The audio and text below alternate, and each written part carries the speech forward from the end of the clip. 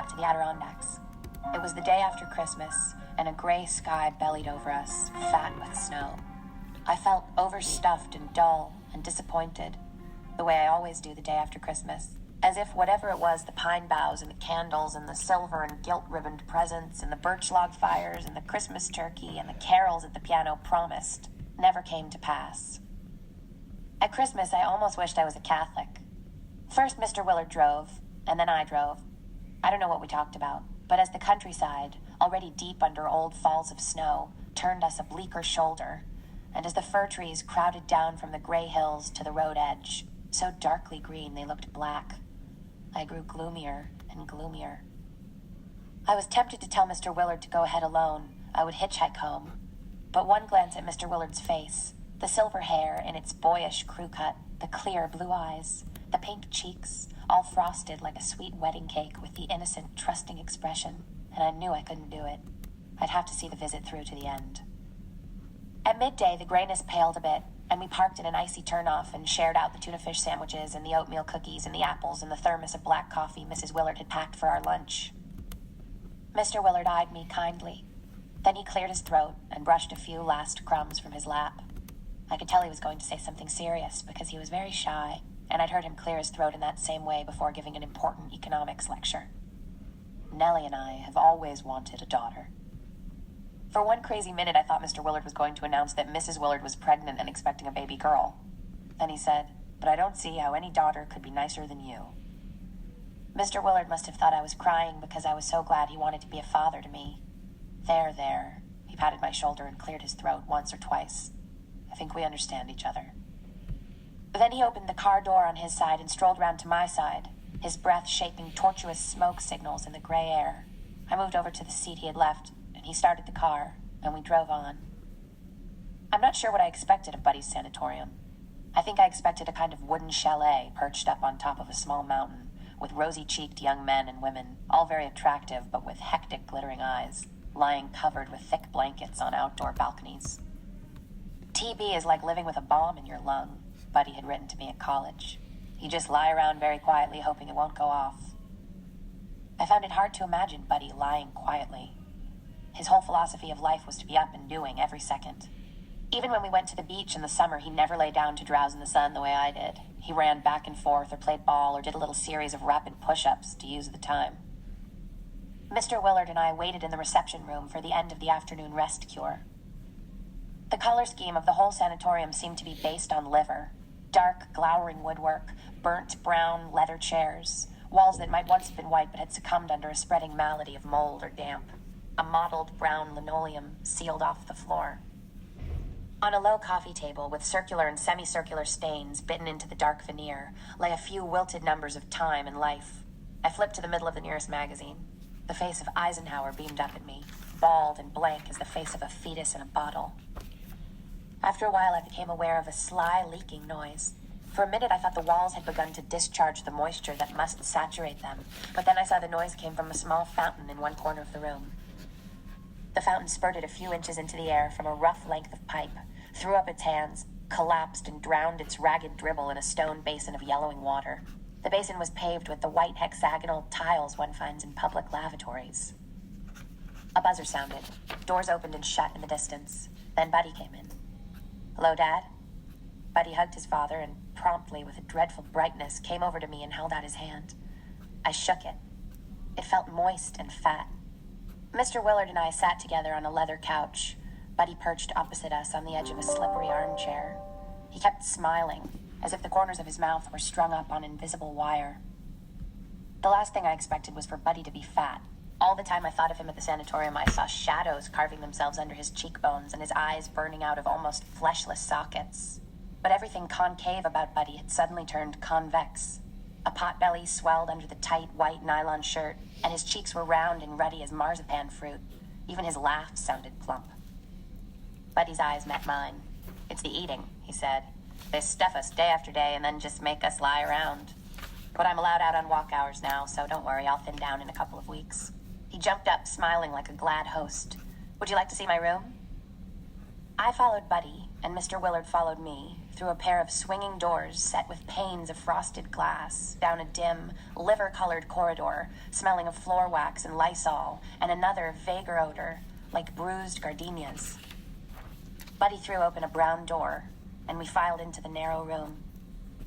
A lumpy bed, shrouded by a thin white spread pencil-striped with blue, took up most of the space. Next to it stood a bed table with a pitcher and a water glass, and the silver twig of a thermometer poking up from a jar of pink disinfectant. A second table, covered with books and papers and off-kilter clay pots, baked and painted but not glazed, squeezed itself between the bed foot and the closet door. "Well," Mr. Willard breathed, "it looks comfortable enough." Buddy laughed. "What are these?" I picked up a clay ashtray in the shape of a lily pad, with the veinings carefully drawn in yellow on a murky green ground. Buddy didn't smoke. "That's an ashtray," Buddy said. "It's for you." I put the tray down. "I don't smoke." "I know," Buddy said. "I thought you might like it, though." "Well," Mr. Willard rubbed one papery lip against another, "I guess I'll be getting on. I guess I'll be leaving you two young people." "Fine, Dad. You be getting on." I was surprised. I had thought Mr. Willard was going to stay the night before driving me back the next day. "Shall I come too?" No, Mr. Willard peeled a few bills from his wallet and handed them to Buddy. "See that Esther gets a comfortable seat on the train. She'll stay a day or so, maybe." Buddy escorted his father to the door. I felt Mr. Willard had deserted me.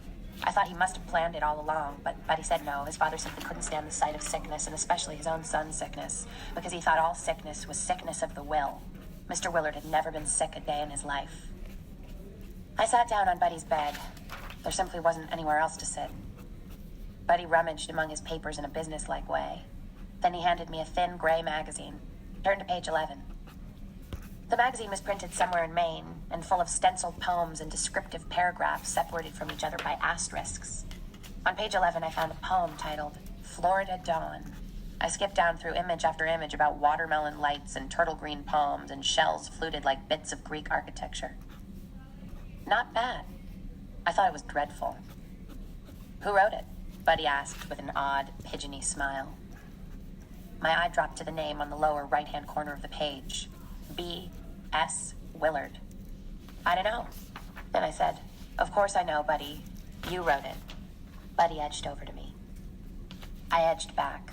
I had very little knowledge about TB, but it seemed to me an extremely sinister disease, the way it went on so invisibly. I thought Buddy might well be sitting in his own little murderous aura of TB germs. "Don't worry," Buddy laughed. "I'm not positive." "Positive? You can't catch anything." Buddy stopped for a breath, the way you do in the middle of climbing something very steep. "I want to ask you a question." He had a disquieting new habit of boring into my eyes with his look as if actually bent on piercing my head, the better to analyze what went on inside it.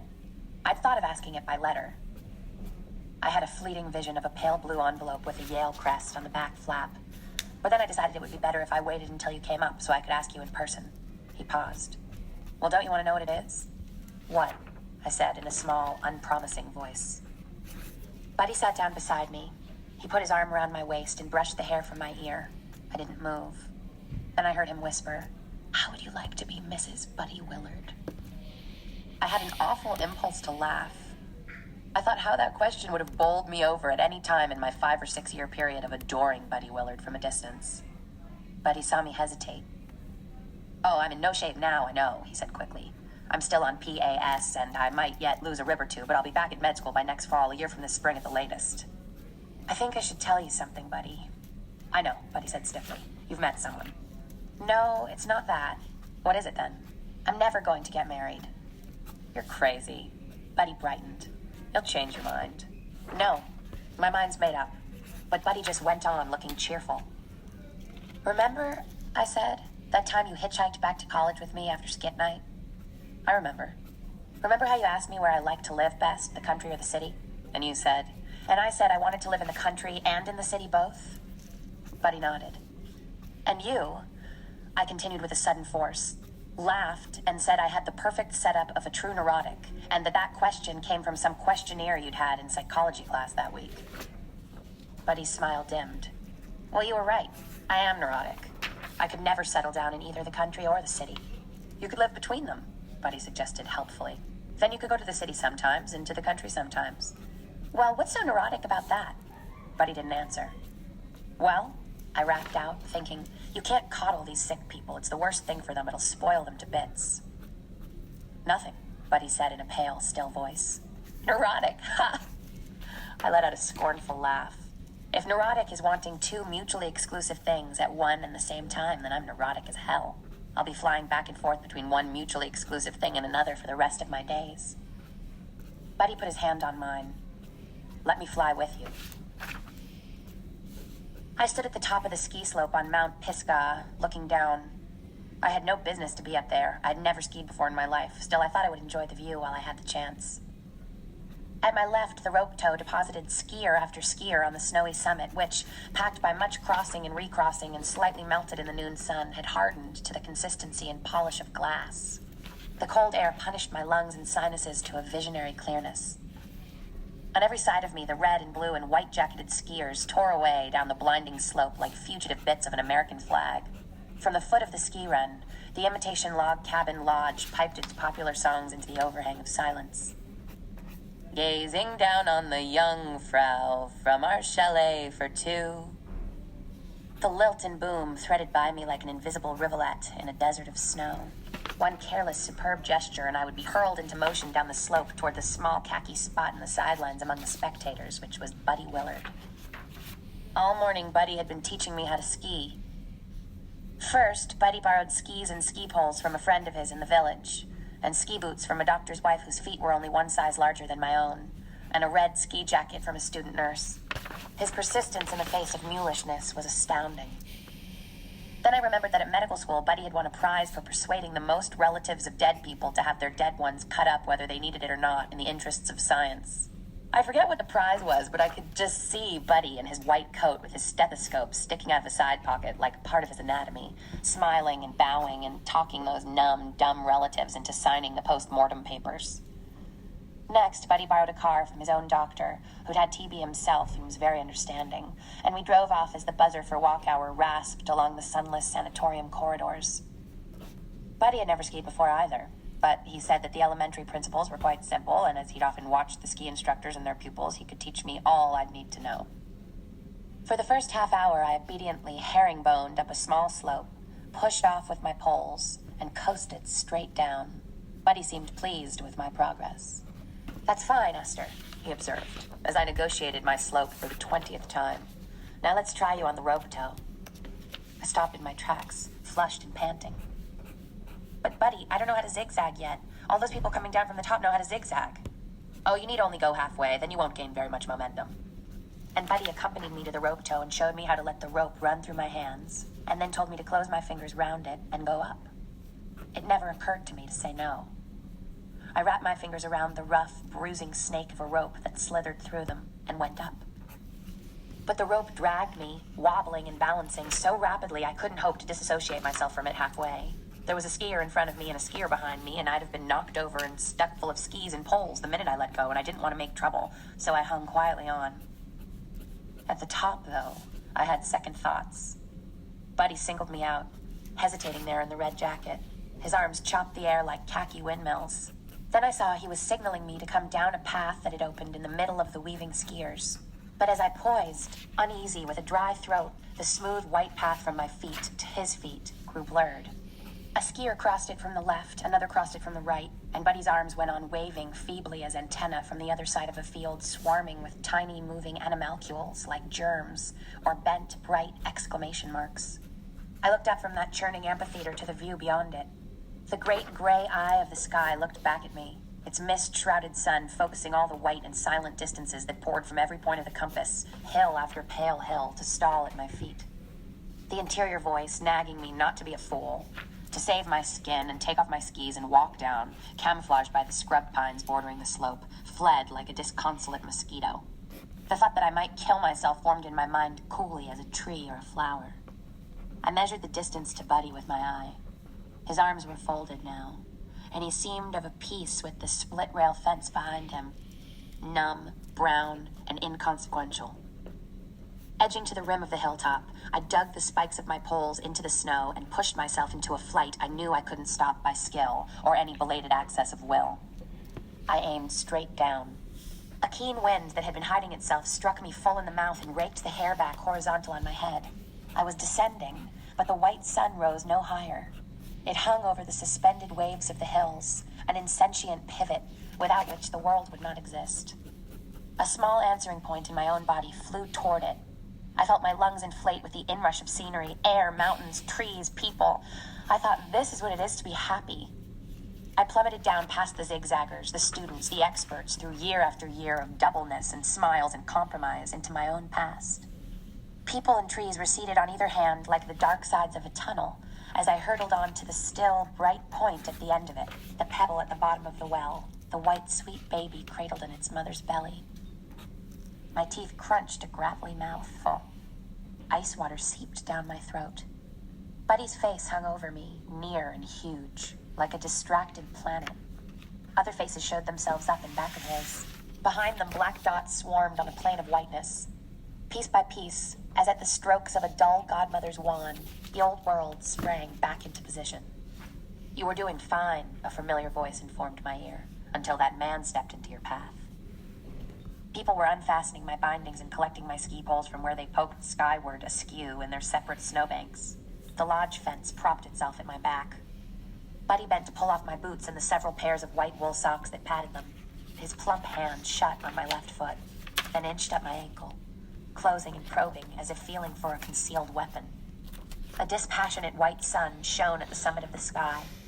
I wanted to hone myself on it till I grew saintly and thin and essential as the blade of a knife. I'm going up, I said. I'm going to do it again. No, you're not. A queer, satisfied expression came over Buddy's face. No, you're not, he repeated with a final smile. Your leg's broken in 2 places. You'll be stuck in a cast for months. All right, so what we see here in chapter 8, and so I'll go ahead and recap with you what you should have gotten from the reading. Now, real quick, do make sure that if you did not get an opportunity to go in there and annotate for literary devices or even reacting to the text in the margins, go ahead and make sure that you do that.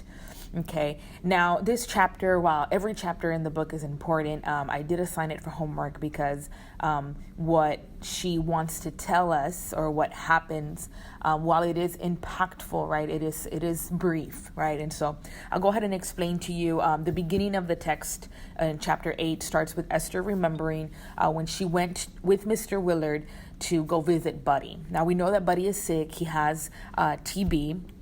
And so as they're driving, Mr. Willard tells Esther that he would like to have a daughter like her. Now, we see that Esther begins to cry, and Mr. Willard thinks that, hey, those are tears of joy. Like, she is happy that, I would like to have a daughter like her. But we know that Esther really is devastated because she is thinking of her father more than anything, right? She's thinking of the time when she was with her father, and she does, tell us basically, or the way she even describes Mr. Willard is in a very kindly way. Right. And I don't think she feels the same way about Mrs. Willard. Right. But we do have that little interaction between both of them in the beginning. So Mr. Willard takes her. She leaves her with Buddy. She tells us that Buddy has gained weight. And then he shows Esther a poem that he had published in a magazine. Personally, I'm not a fan of Esther's reaction to his poem. She's like, okay, well, you wrote a poem. Like, okay. And so he's trying, right, is what we can get from that. He is trying. She did think the poem was awful, even though she didn't make that very obvious. But us as the readers, we know that that's how she felt. Then, to our surprise, Buddy proposes. Okay. He basically tells her, I need to ask you a question. And he says, I want to marry you. And she's like confused. And he's like, don't, like, because he saw her that, like as the text says, he saw her hesitate. And so he was like, look, I know that right now I am in no shape of marrying you, but I'm going to get better. And I will go back to med school, and then we can marry and be happy.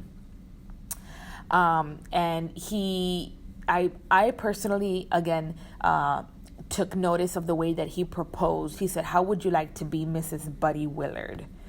So again, back to gender roles, right? Not how would you like to spend the rest of your life with me, or marry me, or unite ourselves in marriage. It was more of like, how would you like to be Mrs. Me, right? Like, why can't he say, how would you like for me to be Mr. Esther Greenwood? That's not how that works. So this is a good evidence also if you wanted to go down the gender roles route. And she's like, well, you know what? Like, I have to tell you something. And immediately he's like, you met someone. And she's like, no, not really. But I'm never going to get married. And Buddy laughed, right? He kind of ignored her. He was like, sure, you are going to get married. And so Esther reminded him of that one time when he accused her of being neurotic because she wanted mutually exclusive things.